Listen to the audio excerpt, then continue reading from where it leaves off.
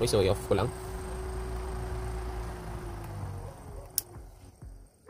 Wait lang, set up ko lang. Okay, so yung ginawa ko, kinabitan ko dito. Bala ko siyang paikutin, no? Tapos pag pinaikot ko siya, mag-generate siya ng voltage. Okay, so kung walang kuryente, pwede akong paikutin to para makapag-charge ako ng aking phone.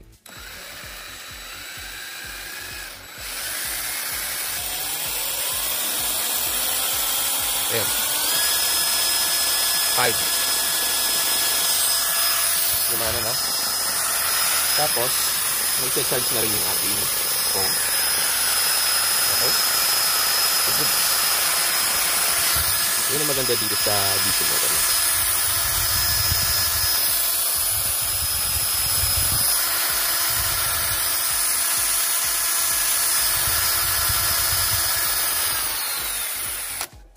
Okay. Okay, so ibig sabihin, kung wala nang out of tinanggal ko kasi yung propeller niya. No, wala nang shutdown, no? Pwede mong paikutin to. So, sino magpapaikot? Pwedeng hand, paikutin mo, pero dapat meron ka something na kagaya nyo sa bike na kapag inikot mo, kunting ikot, mabilis. Okay?